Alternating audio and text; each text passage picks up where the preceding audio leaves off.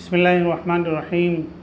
क़ालल्लाहु तआला फ़ी किताबिहिल मजीद या अय्युहल्लज़ीना आमनू ला तअकुलू अम्वालकुम बैनकुम बिलबातिल इल्ला अन तकून तिजारतन अन तराज़िम मिनकुम सदक़ल्लाहुल अज़ीम। आजकल आम का सीज़न चल रहा है, आम का कारोबार चल रहा है, आम के बागात की ख़रीद व फ़रोख्त चल रही है। इसकी बहुत सी शक्लें राइज हैं। आज हम आम के बागात की ख़रीद फ़रोख्त की कुछ शक्लों पर गुफ्तगू करेंगे और उसकी कुछ सूरतों पर बहस करेंगे। सबसे पहली बात यह कि क्या आम के बाग को एक ही बार कई साल के लिए बेच देना दुरुस्त है? आम तौर पे लोग ऐसा करते हैं कि आम के बाग को कई साल के लिए, 3 साल के लिए, 4 साल के लिए, 5 साल के लिए इकट्ठे बेच देते हैं। तो क्या इस तरह आम के बाग को बेचना दुरुस्त है? उसका जवाब ये है कि इस तरह का कारोबार, इस तरह आम के बाग को इकट्ठे कई साल के लिए बेच देना दुरुस्त नहीं है। इसकी वजह यह है कि हुज़ूर अकरम सल्लल्लाहु अलैहि वसल्लम ने फरमाया कि इकट्ठे आम के बाग को कई सालों के लिए बेच देना ये दुरुस्त नहीं है।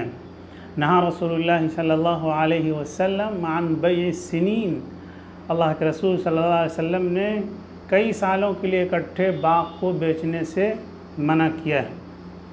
इसकी वजह यह है कि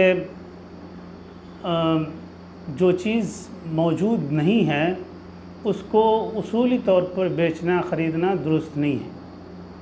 तो आम का कई साल में वजूद होगा या नहीं होगा, होगा तो कितना होगा, ये सारी चीज़ें मजहूल हैं, नामालूम हैं। इसलिए इस तरह का कारोबार दुरुस्त नहीं है। शरीयत में जो चीज़ मौजूद नहीं है उसको बेचना दुरुस्त नहीं है। दूसरी वजह यह है कि इसमें गरर भी है और धोखा भी है। इस तरह से गरर और धोखा है कि बेचने वाला ये अंदाज़ा लगाता है कि इसमें ज़्यादा से ज़्यादा 5 लाख का माल आएगा, लेकिन अगर ऐसा हुआ कि 7 लाख का, 8 लाख का माल आ गया तो उसको ये महसूस हुआ कि मेरे साथ धोखा हुआ। ख़रीदने वाला अंदाज़ा लगाता है कि इसमें 8 लाख का, 10 लाख का माल आएगा, और अगर 5 लाख का माल आया, 4 लाख का आया तो उसको महसूस होगा कि मेरे साथ धोखा हुआ।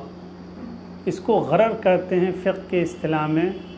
तो जिस मामले में धोखा हो, जिस मामले में गरर हो, वो मामला शरीयत के एतबार से दुरुस्त नहीं है। ये एक तरह से जुआ है और अल्लाह तबारक व तआला ने जुए को हराम करार दिया है। अल्लाह तबारक व तआला फरमाता है, या अय्युहल्लज़ीना आमनू इन्नमल खम्रु वल मैसिरु वल अंसाबु वल अज़लामु रिज्सुम मिन अमलिश शैतान फज्तनिबूहु लअल्लकुम तुफ़्लिहून। तो इकट्ठे कई सालों के लिए बाग को बेचना ये दुरुस्त नहीं है। आम के बाग को बेचने की दूसरी शक्ल ये है कि अभी दरख्त पर सिर्फ फूल आए हैं, बौर आए हैं और वो किसी लायक नहीं, किसी काम के नहीं हैं। इस कंडीशन में उसको बेचना या उसको ख़रीदना दुरुस्त नहीं है। इसकी वजह ये है कि ये मालूम नहीं है कि आइंदा चल कर के ये फल जो है, ये फूल जो है, वो आम की शक्ल इख्तियार करेगा, आम बनेगा या नहीं बनेगा, उससे पहले आंधी में इसका वजूद जो है वो ख़त्म हो जाएगा, ये किसी को मालूम नहीं है। तो जब तक वो बौर की शक्ल में है, जब तक वो फूल की शक्ल में है, तो उसको बेचना या ख़रीदना जायज़ नहीं है, इसलिए कि अभी वो माल नहीं है। यानी कोई ऐसी चीज़ नहीं है कि उसका कोई इस्तेमाल हो सके, उसका कोई मसरफ़ हो सके। तो वो माल नहीं है, और जब तक माल नहीं है तो उसको बेचना या ख़रीदना जायज़ नहीं है। अलबत्ता अगर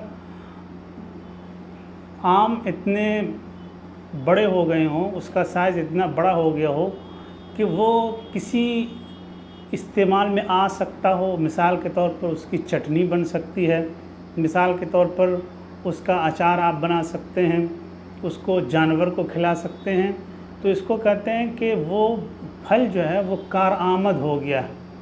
तो जब तक आम का फल कारआमद न हो जाए, उसको बेचना, उसको ख़रीदना ये जायज़ नहीं है।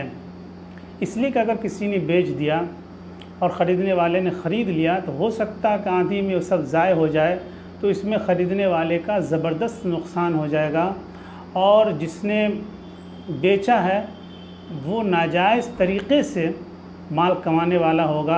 अल्लाह तबारक व तआला ने नाजायज़ तरीक़े से माल कमाने से मना किया है। अल्लाह तबारक व तआला फरमाता है, या अय्युहल्लज़ीना आमनू ला ताकुलू अम्वालकुम बैनकुम बिल बातिल, ऐ ईमान वालों आपस में एक दूसरे का माल नाजायज़ तरीक़े से मत खाओ।